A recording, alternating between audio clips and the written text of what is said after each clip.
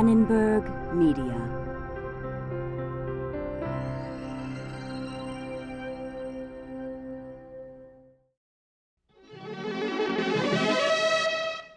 This is my playhouse, Monster said. We want it. 100 is a Reading is intrinsic to everything children come to school to learn. large amount. What are you going to predict chapter 2 is going to be about? Teaching reading presents many challenges and choices. What pops up as a concern or a question? What do you struggle with? A lot of children love to choose books that are way more difficult than they can handle. At what point do you draw the line and tell them that that's not okay? In this 8-part workshop series, join Professor Jeannie Parator of Boston University and 12 K-2 teachers as they explore critical issues in literacy instruction. When we look at the research on children who are struggling as readers, one of the things that we find over and over and over again is that children who struggle spend less time reading. Lectures share current research on topics ranging from word study and writing to assessment and differentiating instruction.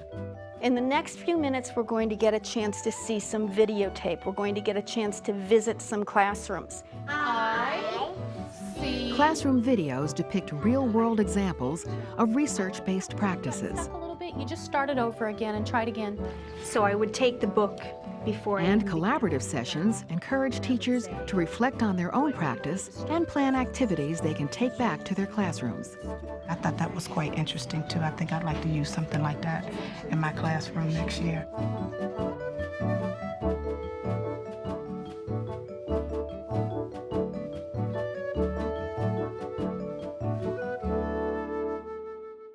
Since this is our very important writing time, let's sit flat on the floor. Teaching writing is an important part of a comprehensive literacy program. I was doing my homework.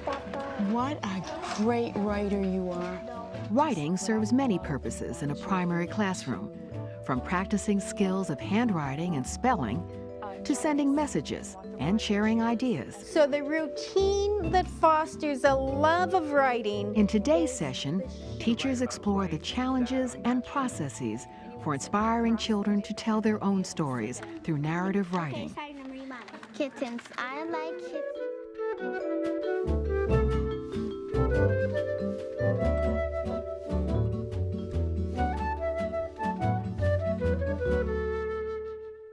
I'd like to begin by discussing the differences between the types of writing that go on in classrooms. I want you to think about teaching writing in response to reading as different from teaching writing as a process. When we ask children to describe a character, or when we ask them to write a summary of a story they've just read, or when we ask them to create a timeline, or any of those activities that relate to reading, those aren't writing tasks that undergo writing process. Those aren't tasks that children revisit to revise, to edit, and make better. Those are important writing opportunities, but they're different from those writing opportunities when children engage in the full process of writing.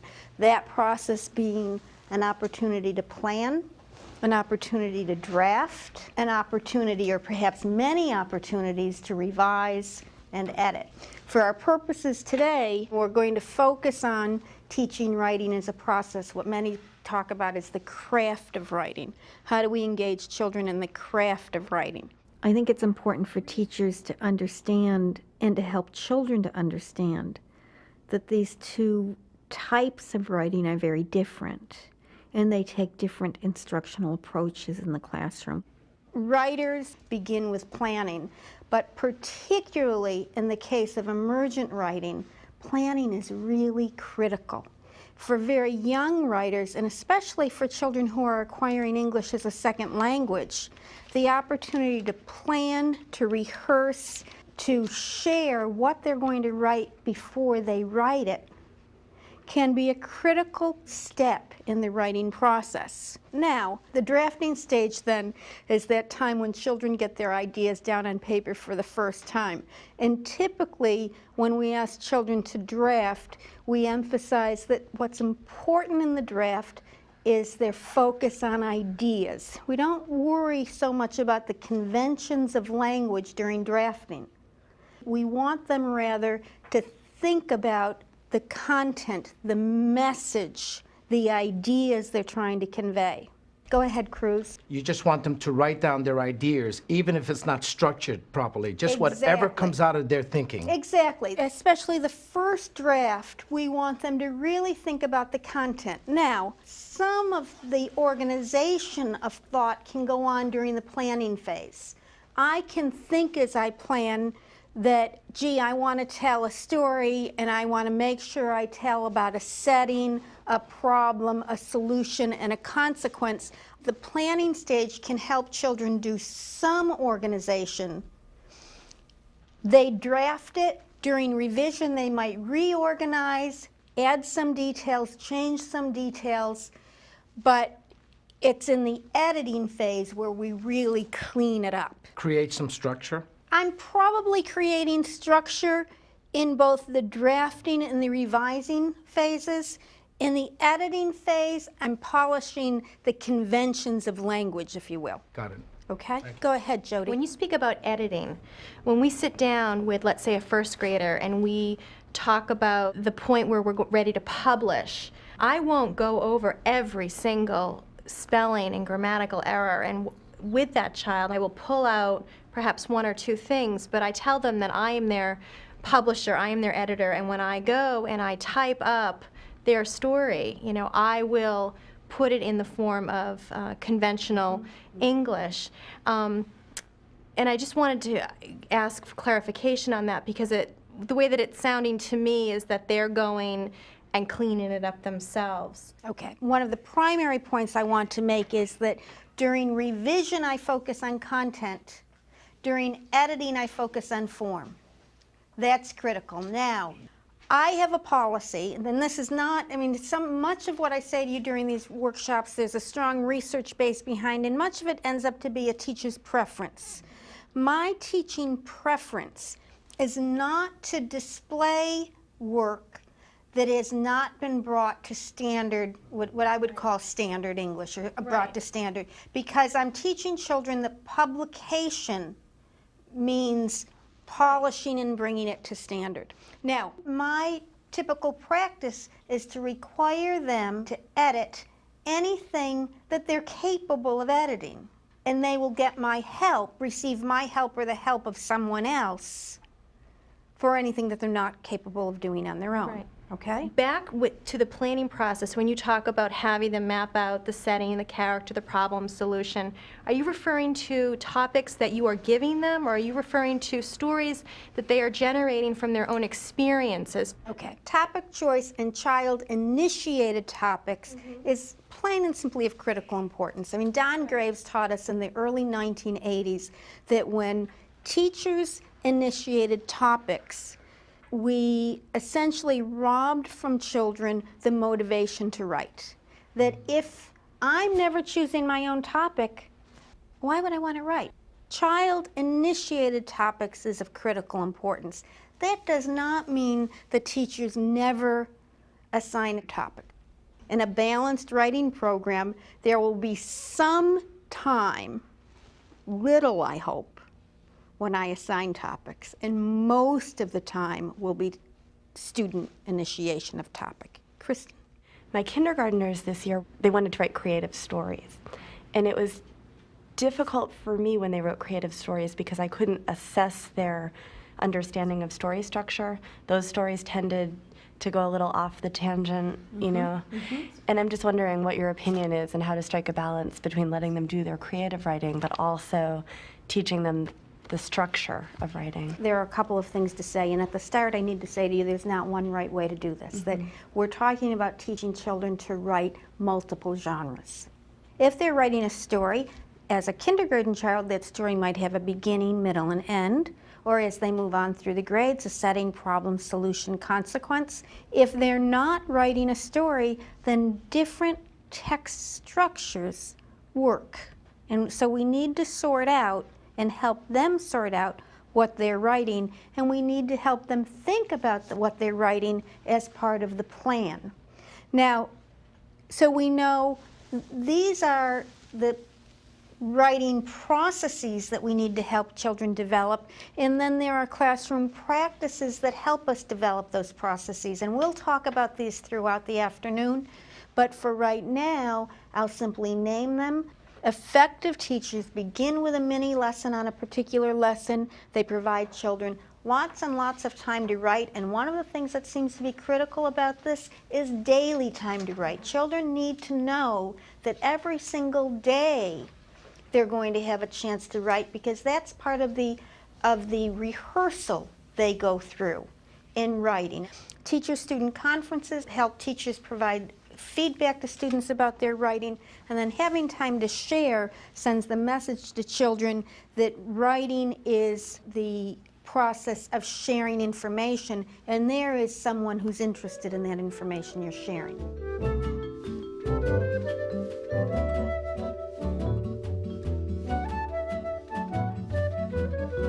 Okay, can we spend just a minute or two gathering your questions and concerns as you think about the teaching of writing in your classrooms, as you think about what you've done in the past, your readings? What are the questions that come to mind? Go ahead, Kemp. In terms of helping, say, a kindergarten writer with the planning, sometimes the student may come up with the topic, so you've given that chance for them to have the topic. And then when you try to sort of break that down into parts with them, it's a little hard. And so sometimes I find myself saying, so this is about going to Chuck E. Cheese or whatever. So how did you get there? What did you do when you were there? How did you get home? So I feel sometimes that because I'm not getting things, I'm sort of putting things in there, but I think your question is, how much help is it appropriate it's taking to give? so long that it's like most of the energy is going to trying to break it down, so I'd rather have them spend that time writing. So how much help is it appropriate to give? Okay, what else? How about that child who can't come up with his or her own topic? We would make almost weekly lists of things we can write about just to give them ideas. But this one child never. So what do I do when children can't think of a topic? I'm reminded of an instance with my own daughter, now 26, but when she was in second grade, her teacher had taken a writer's workshop and had learned that children must self-initiate topics. And for 180 school days, the children self-initiated topics. And when I received her journal at the end of the year, it went from these very clear and specific stories. The first one was dated September 7th. It was a wonderful story, and everything looked terrific until about April. And in April, an entry read, "This is very, very, very, very, very, very, very, very boring. I've now written 14 varies, but I just wrote another one, but it's 15 varies, but I don't know what to write about."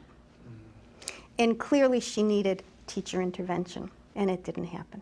When I was student teaching, I was in that place, and when that writing workshop period would start, I would think to myself, oh my God, I can't take this for an hour. I mean, it got arduous. It was, the kids started to not like writing. So how do you stagger that in writing workshops so you don't do that? So how do you balance? Exactly. I'm going to just put TC, teacher choice versus student choice. All right, let's try to answer some of these questions, and I hope others will arise.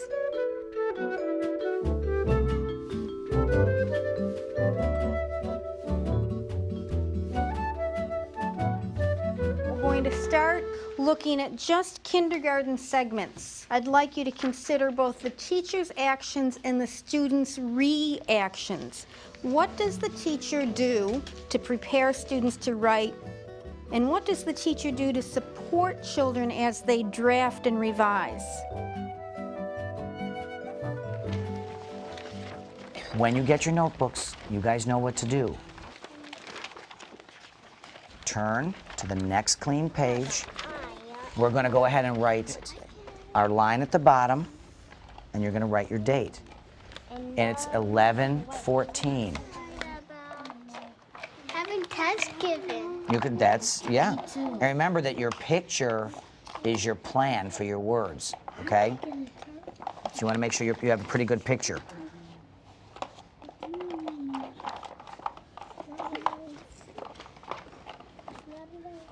What are you writing about, Min? Rain. Rain? Okay, good for you. Ken, is there a black? Oh, never mind, I see one, thanks. I want the children to know that I value writing. It's a lot of, personal narrative sort of writing, and all theirs is about themselves. So I want them to know about me, so that makes me more of a real person to them than just the teacher. Real hard to draw an angel. I don't know what an angel looks like. They have flowers in their hair and they have wings and flying up Okay. in the clouds. Okay. So however you draw, it's okay though, right? Yeah. Yeah. How come you're writing about an angel today? Because I have one Where'd you get it? from my daddy. He got it. He bought it for me. All right, great. That's a great thing to write about. Georgia, how did you make your turkey? I'm here. With your hand. Good. Yeah. Mr. Cinnamon. Thank you. I'm not done yet. I've got a few more things to do.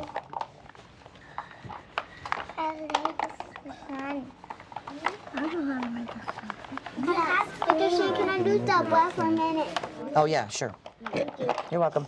I just like being down there with them. It makes it more personal. It builds a better community. Instead of my being up on a chair or just letting them go free fall and I go off to my desk.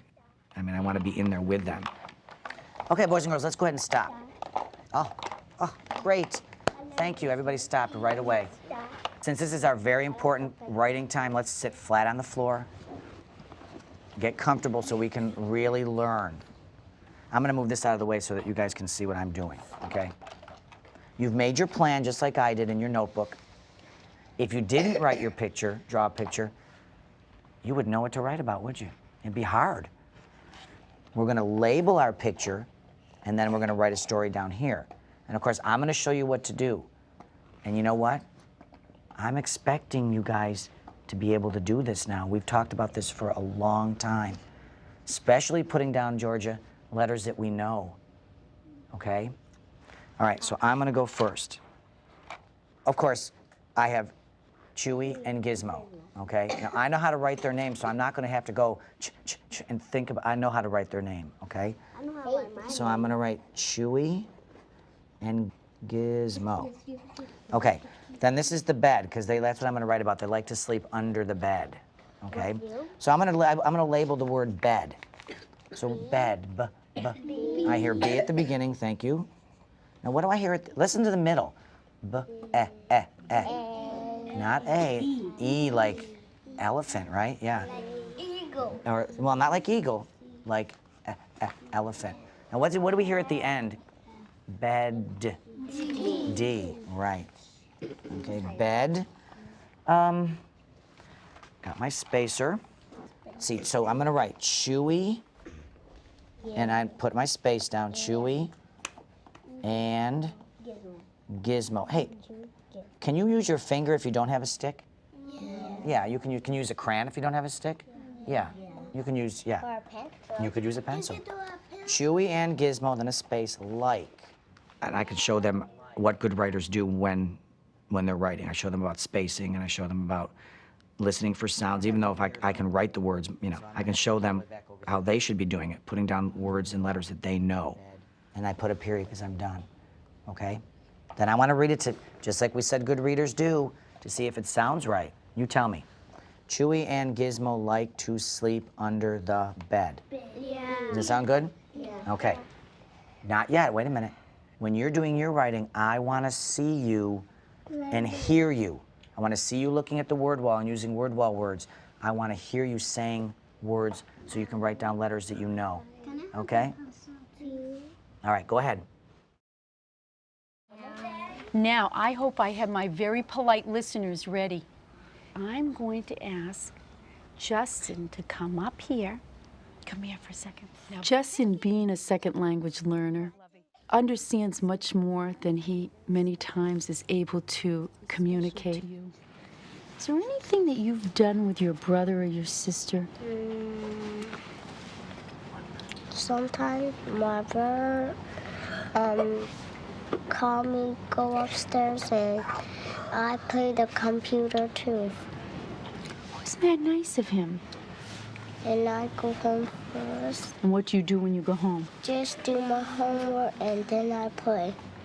Well, it sounds like you have the beginning of a great story. Look at that. The storytelling piece is a very, very powerful piece that we really need to look at very carefully in terms of helping our children, helping second language learners, helping struggling students, enabling them to make the bridge to their reading and to their writing. The table's going to be there, okay, and where will you be? Yeah. And Justin, if you finish and you've added all your details, what's this first page going to say? What are you doing here? What are you doing? What did you tell me? One day. What were you doing? Doing homework? One day I was doing the homework, but we'll see that. We'll see you at the table, right? One day I was doing my homework. Should we try that? See how many words that is? Do you want to do just I was doing my homework? 5. 5 words. And you remember word, space, word, space? And you say the word what? Slowly listen to the sounds and then write it. So you're going to do your kindergarten writing after you do your illustration, okay? Great, okay. It is now our writing time. If your name begins with F, like in frog and fish, go to your writing space. They're really developing their oral language through their storytelling and through experiences and opportunities within the classroom.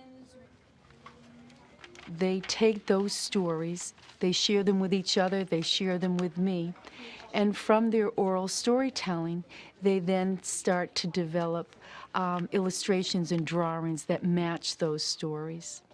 From there, they might begin to label those stories, finding out what are the important pieces of that illustration. All right, no, the other side. Okay, push your chair and go to meeting area. Hey, Justin, what's this? Flowers? Flower and my sofa. I'm telling my grandma to give my Joshua, I'm telling you. That's my sister. What are you doing with that? Would we please find our seat? Find our seat. This is very exciting. We've been admiring Justy's illustration.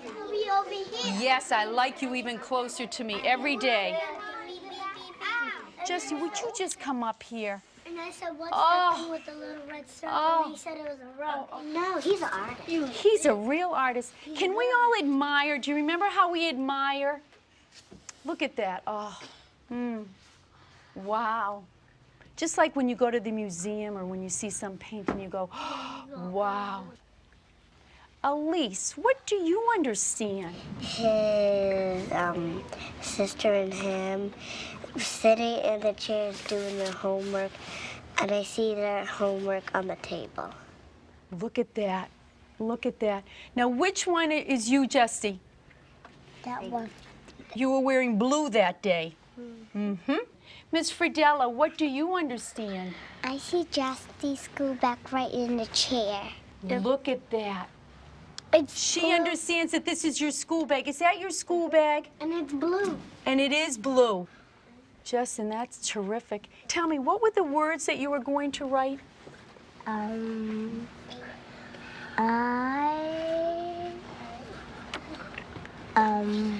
was doing my homework. There you go. I was doing my homework. Thank you, Justin. You can do that later. Thank you. Should we give him a nice clap? Thank you. I was doing my homework. What a great writer you are. Just like what I would love my children to have when they leave me is, number one, a love of books, a love of reading and writing, confidence in themselves that they have the ability to read and to write, to share their stories, and to hear other people's stories is really my goal for them.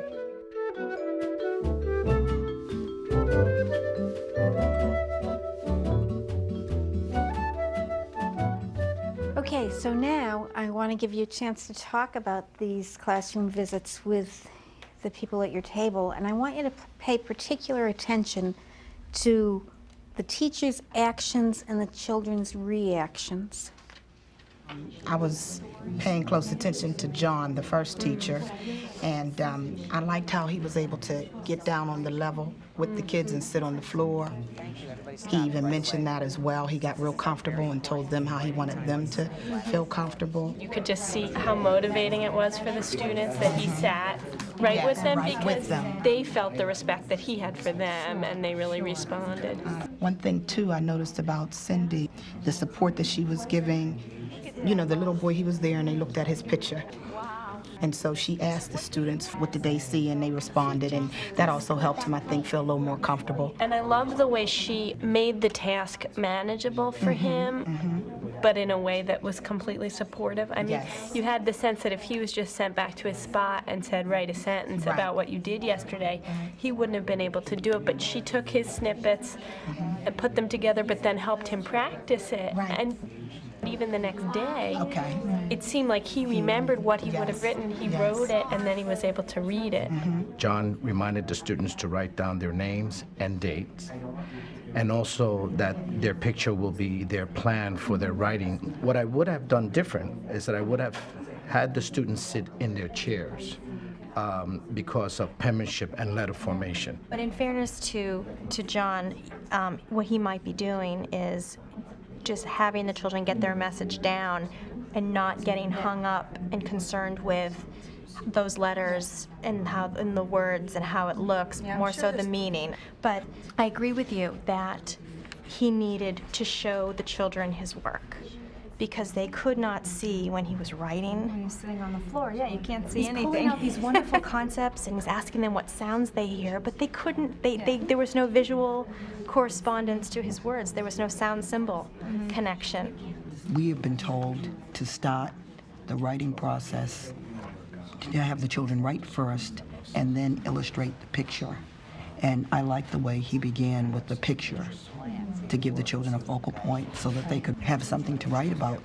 I also like the way that he got right down with them and wrote with them. And I really like the way he used the words that we're going to make a plan for writing. And at first I thought, is he going to have them make a web? What's he going to do? And he said, a picture is a plan for your words. As children were writing, he said, what are you writing about? I could see other children listening. So if they didn't have any ideas with which to write about, they kind of got an idea from someone else. And then when the other teacher had one child, all the kids are trying to decide what to write about. Everybody was having the same struggle. She teased that out of him, got him to tell a story. She said, okay, so what's going to be here in the picture? What's going to be here? And in the end, he had that picture. But I had the sense that first she had them telling the story orally or talking about orally what they wanted to write about. So that's a different kind of a plan. And then they began the drawing. When he finally wrote the sentence, he had been reminded at least 3 times what the actual task was. So when he went to write it, it would be easy for him to go back and remember. It was, and he was just, he got so much positive feedback from this teacher the whole time.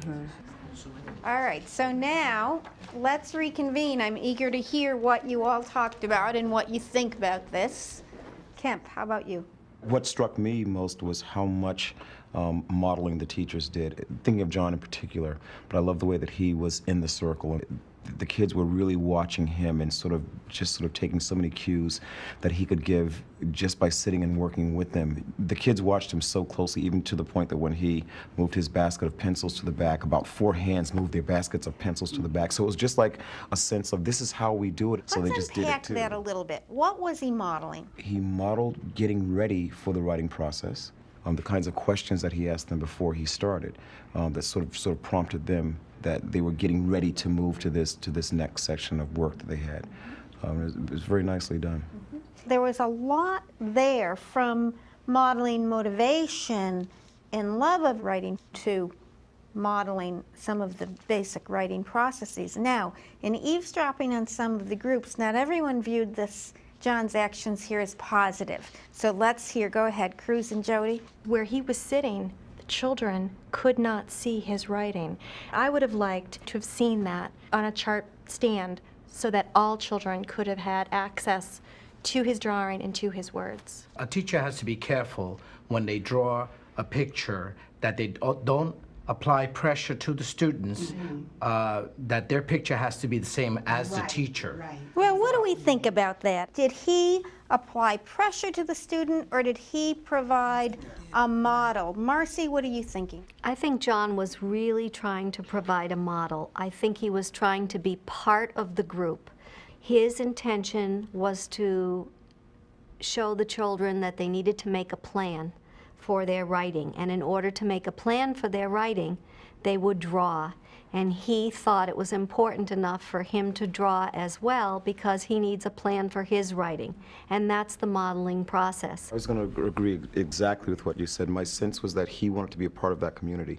If he had taken his picture and shown it to the kids, and I'm doing this, it would have lifted him out of that community. So I felt like this was a great way to do that writer's workshop for that level. I mean, it may be different for, higher grades, but for me as a kindergarten teacher, I thought, I'm doing exactly that.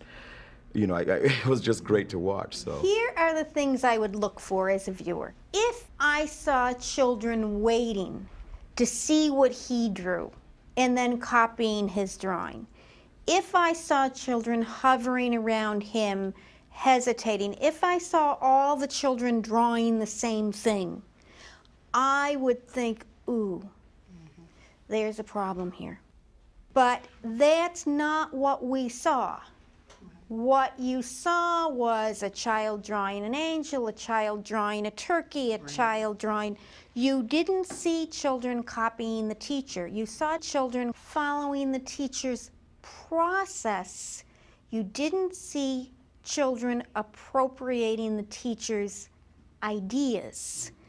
It's not far from the point that Kemp raised in our opening discussion. How much help is it appropriate to give? At what point do you help so much that the child is not doing his own thinking? So there's a balance there. You're right to be concerned about it. Let's shift the focus a little bit. What did you see that's different from what you're already doing? Kristen? When I do writer's workshop, I tend to let my kindergartners spread out all over the room, and I can't keep tabs on what they're doing. What I liked about this was that he wasn't keeping tabs on them and watching them and hovering over them, but his voice was just reminding them, don't forget to put your spaces, and don't forget, and I'm going to put my period, not nagging them to do it, but saying that he was doing it. And I liked keeping them close for at least some of the time and then giving them a little more independence. It was sort of a transitional step between modeling and giving them complete independence. So we might formally call what we saw John doing situated practice in the sort of research language. It's almost a form of think aloud. And now I'm going to put a period, and I'm going to remember to put my space. So you have this teacher thinking aloud, and it's very closely aligned in time with what the children are going to do. you mentioned something that maybe we're not doing in the classroom or whatever, and one of the things that I don't remember doing is letting the other children verbally respond to what they see in a classmate's picture, which helps, you know, with supporting, because at the very end, everybody clapped and, you know, stuff like that. I'll do something like that, but not actually putting the child's picture and their work right there and letting that child feel like, you know, what I've accomplished is pretty good. Right.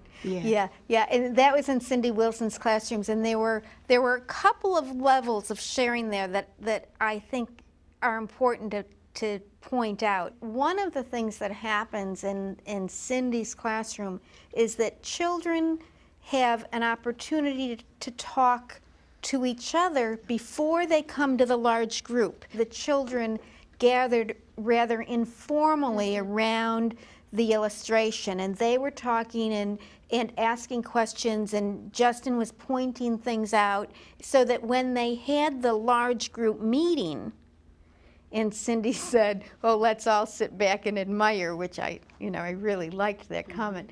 And then she said, "What would you like to say to Justin about his picture?" The children themselves had gone through a kind of rehearsal. They had looked at it, they had talked to him about it, they had, in a sense, rehearsed what they were going to comment. And all of that is a kind of language building and really supports the sharing process.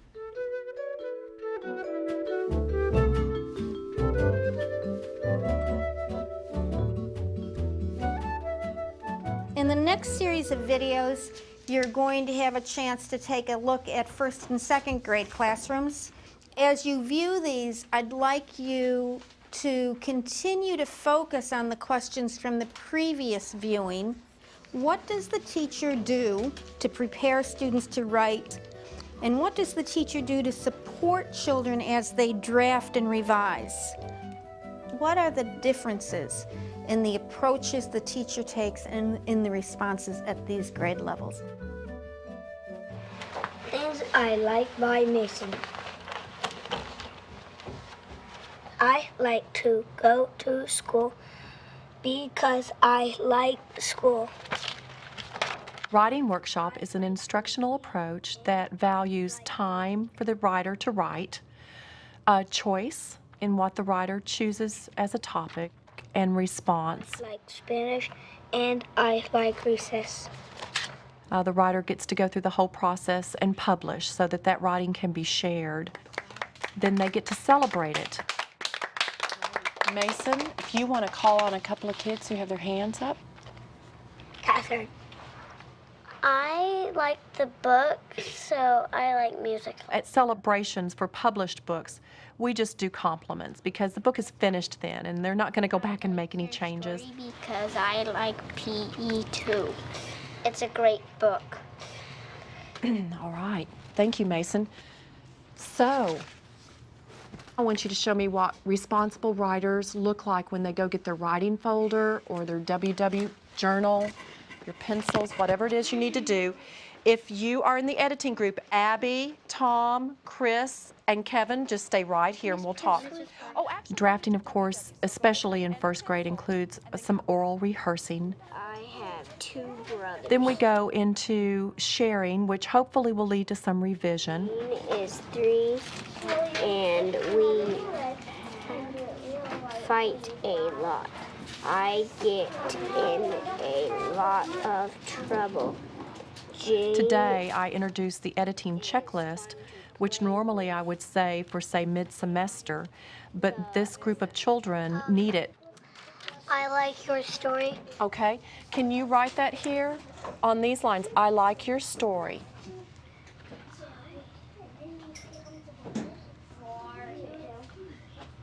You were a pretty good listener on that story. Was there anything that Trent left out that left you wondering? Is there some other information he needs to add to his story? I think at one part, he doesn't get in really much more, in like a lot of fights. Only some. The part about where he and Jane fight a lot? Yeah. Do you think that maybe he needs to explain that they don't fight all the time? Yeah. Let's reread that piece, that part here. Right here. All right, here you go. Jane is 3. And First graders are reluctant to revise once they've written the draft. They think it's finished. in a lot of trouble. Editing, I expect them to be able to self-edit for capitals and periods or whatever punctuation is in our Texas Essential Knowledge and Skills curriculum.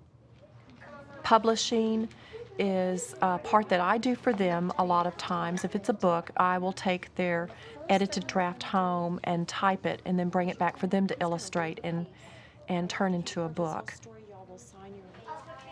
Of course, if the child has drafted and edited, say, their title page or their Meet the Author or their dedication page, I'll let them publish it on the computer. I have one child who is drafting, editing, and publishing on the computer. He's already shown great competency in the pencil paper method, so I feel like this is an appropriate step for him. First grade writers, I know that you're in the middle of something. We always are, but our time is up and it's time to share. So if you will put away your supplies and meet us on the carpet, if you have something to share, now's the time. Put that in your desk, sweetie. Tomorrow will be your turn. Let's see what you're going to get. I got a frog. Here, hold your hand up. That's what you're going to write about today. A strawberry. No. No. It's a bee. It's a bug. You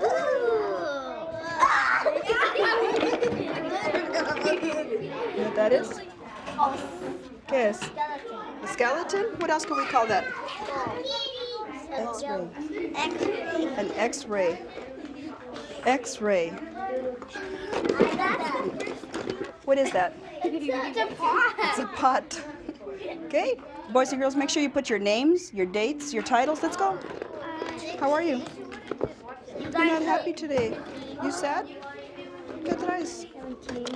One of the things that I do when they're working on the writing is to pull in their background knowledge. You know what you can talk about too with drums? Because I know when you dance, you hear drums.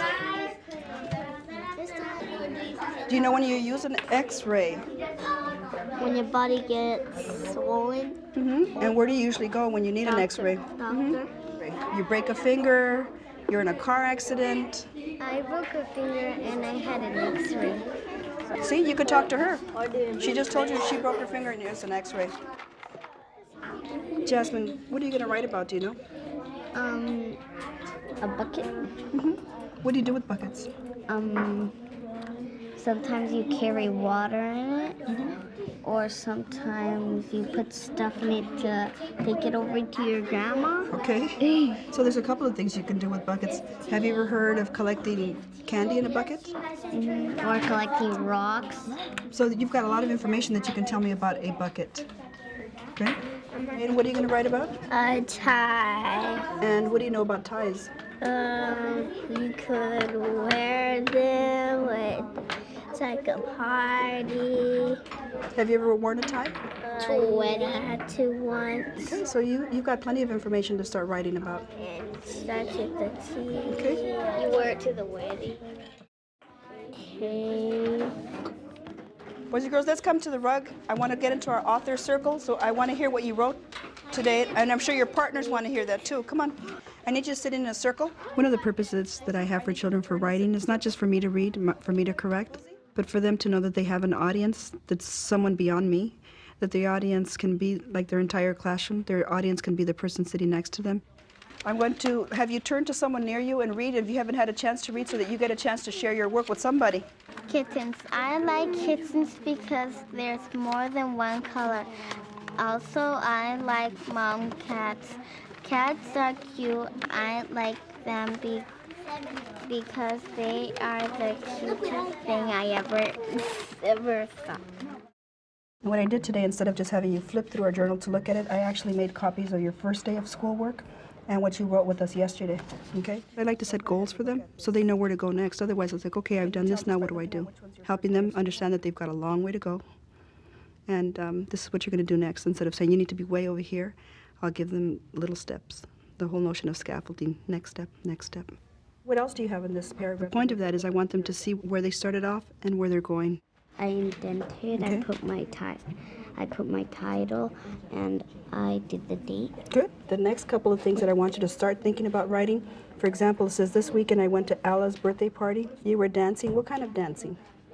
I wasn't dancing. The squirrel was dancing. Oh, the squirrel was dancing. And you could tell me what kind of dance the squirrel was dancing. You could use a simile. The squirrel was dancing as fast as a... I don't know. I give them very specific feedback because I want them to know what it is that they're doing well. Then also tell them, okay, now that you're doing this, give them some ideas for their next steps. So what you're doing is going to add more detail to your paragraph. Are you proud of yourself? Yeah. Yeah, I'm proud of you too.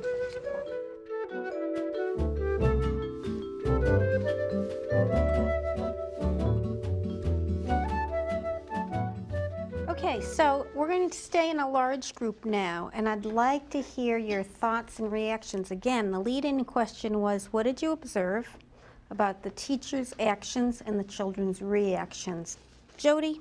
I noticed there was a child who was given an x-ray, and he was unclear as to what it was.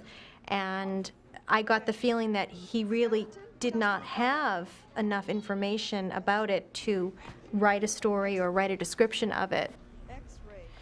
So I was unclear as to the purpose of that writing task. All right, let me give one point of clarification because I think that's fair to the teacher we're observing, and there were pieces obviously cut out. This was an excerpt. So one of the things we do know from the longer tape is that Martha intended this as a descriptive writing activity, not as a story. Now, given that piece of knowledge, let's still talk about this assignment. What do you think about it? Adrian? I thought it was a good activity because earlier we had stated that we didn't want to always have the teacher tell the children what to write about. I think she just went in the box, picked something, and did you see the anticipation on some of the kids' faces about, oh, I wonder what I'm going to have to write about today, and gave it to them. Now, as far as with the boy in the x-ray, that was pretty hard for him to understand, but I did hear a kid say something, you know, like when you get sick or blah, blah, blah, blah, or whatever, and she said, okay, now, he was just giving you some ideas, so why don't you try to listen to your peer and see if you can find something from that. So I enjoyed it because I've never done anything like that before. I thought that was fascinating. Robin, what are your thoughts? I think it's a great kind of assignment to weave in to a varied program. In my experience, this year when a student teacher started doing a series of observations with the children, a number of those kids that people have been talking about that get so stumped and worry about what to write, their productivity just tripled. And those were the kids that suddenly had sentences to write. So it was just an opportunity for another kind of writing that worked better for certain children. Yeah, and probably closest to Robin's point of view here, that in a varied writing program, I don't have any problem with this activity. As a steady diet, I'd have a lot of trouble with it because of the issues that Jody raised, because children need opportunities to write about what they know. What about the writing conferences? Kristen? I was really excited by the first grade teachers editing group. I do a rubric with my kindergartners, but when I conference with them, it's the same rubric every time, but I read it to them and I check it off. What I like about this, that takes a really long time to do individually one-on-one. What I would like to incorporate is a small group of children, having them take the responsibility for filling in the rubric, but I might be able to still read it to them and guide them through it. And then if they're missing something, then they can go off and meet with me one-on-one later. And it actually allows the other student to actually, on a personal level, kind of critique some other person's work, some other student's work. And what I was particularly pleased to see in Becky's case was the emphasis not just on tell your friend or your partner what you liked, but help your partner make this better. Tell your partner the questions you have about this. The emphasis is on real revision, what real writers do. The expectation is that your peers are going to help you make it better. And that expectation was there in Becky's classroom. Go ahead, Robin. On the other hand, Becky was right there with them doing it. And when I've done peer review in my classroom, we've done a lot of modeling and practicing and tried to set it up so the two kids can go off on their own and do it. And in first grade, I have not had success with that. The video suggested, in my experience, is that it really needs a teacher support. I absolutely agree with you. I don't think that you ever lose the need for teacher support. There's, again, a balance that needs to happen there. And just extensive teacher modeling and demonstration, I think it's critical. And I think that there's good research to suggest that peer editing without sufficient teacher demonstration and modeling and at times teacher intervention is less likely to be effective. I think those are very important ideas.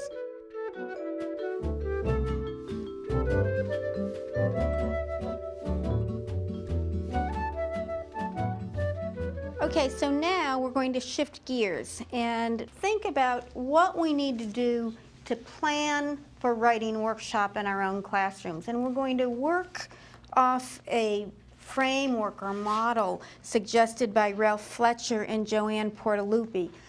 Fletcher and Portaluppi suggest that teachers need to plan routines and strategies that foster a love of writing time, that they need to consider routines and strategies that encourage children to take writing risks, and that they need to consider routines and strategies that help teachers to manage the volume of children's writing. Let's step back and spend a few minutes with this.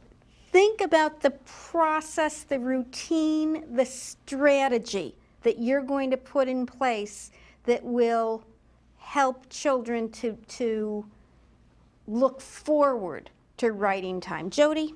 I think it's important that every child feel that they have a story to tell. And I think when you emphasize the storytelling piece in your classroom, you're showing that everyone's story has a value. So how are you going to do that? What's the routine? What I would do is every day I would tell a story and invite another child to come up and tell a story to the group.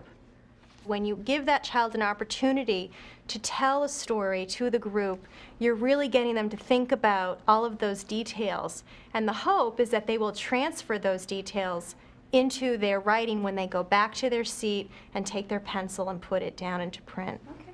Great, let's go on to Cruz. One of the things that really gets these students to want to write is the author's chair. They all want to come up and sit on that chair. So the routine that fosters a love of writing is the sharing routine. Tremendous. They want the attention. They want to be able to sit there and call on students who are raising their hands and get a response from them. So sharing time is a terrific routine because, again, it gives children an authentic purpose for writing. If I write, I'll get an opportunity to share. Okay, go ahead, Marcy. Each child, upon sitting down for the first day of school, receives a big black blank journal. The routine is that every day the children write about something they want to write about, something that they love. So earlier we were talking about how do you help children get topics. This is a nice way to get children to use writing on a daily basis to share information and, again, maybe to start to experiment with some topic ideas. Jody? One important thing to consider also is the importance of reading stories aloud to the children and discussing the ways that the author presents his or her story. I think that's crucial in developing their love for writing because they see the different ways in which an author can tell a story.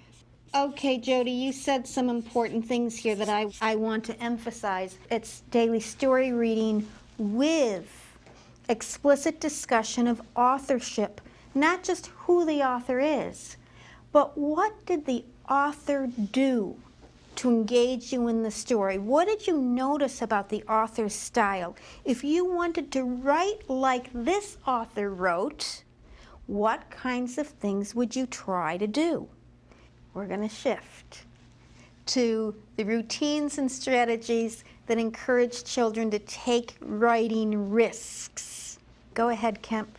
I think it would be important to have those discussions before the writing begins so that you have the chance to have that planning session with kids before they begin to write, so that way they go to their writing with ideas in mind from that planning discussion that you've had?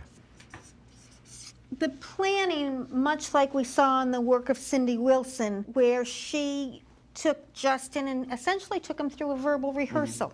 Yeah, that removed a lot of the risks for Justin. Okay, go ahead, Adrian. I noticed that we didn't yet touch on the teacher sharing challenges and experiences, maybe. Because sometimes kids don't want to believe or even think that you were a child before, but you were, and you just want to let them know that, you know, I used to feel like this too, but I gave it a shot and I did okay, and you can too. Okay, some of us overcame our writing challenges in later years. Go ahead, Kristen. I think it's important, if you want to encourage your students to take risks, to let them know explicitly what they succeeded in, what they already have improved upon or gotten better at, and give them skills that they need to work on so they have a focus for their next story or piece. All right, I'm sure you have lots more ideas here, but I'm going to move us to the third column. And that column is routines and strategies that help teachers to manage the volume of children's writing. If you attempt to read every piece of writing children produce, eventually you stop assigning writing because you can't keep up with the volume of it all. So what routines should you put in place to keep up with the volume of it all? One thing that I have utilized is based on Mary Ellen Jacoby's Structure of Writing workshop. You have folders, your Monday folder, your Tuesday folder, your Wednesday folder, your Thursday folder, and you just look at a child's writing every other week. So the routine is this rotation process where if you adhere to the rotation, every child's work is reviewed at least once every 2 weeks, and in the best circumstances, even a little bit more than that. So a rotation. One more idea. Go ahead, Maynardo. These writings are very important, and I create portfolio in my classroom. That selected piece of writing goes there over time, for a period of time, and that helped me keep track about what they know about writing. So some form of a portfolio system. I hope these ideas will just get you started as you think about creating a climate for successful and effective writing in your classrooms. As we draw to Looking back, I really did writing more as a response to literature. I'm going to go back now and truly work on a real writer's workshop where process writing is emphasized. I think we can draw together for today, and I look forward to seeing you all at the next workshop. Thank you.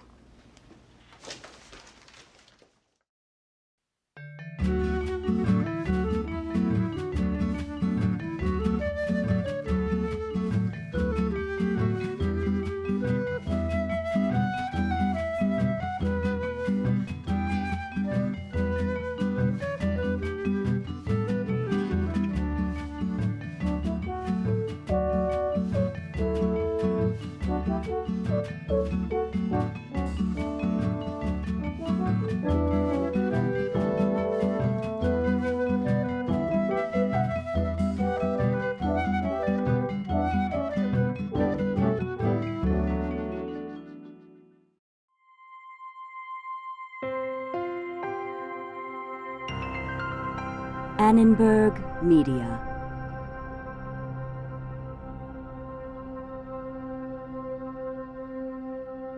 For information about this and other Annenberg Media programs, call 1-800-LEARNER and visit us at www.learner.org.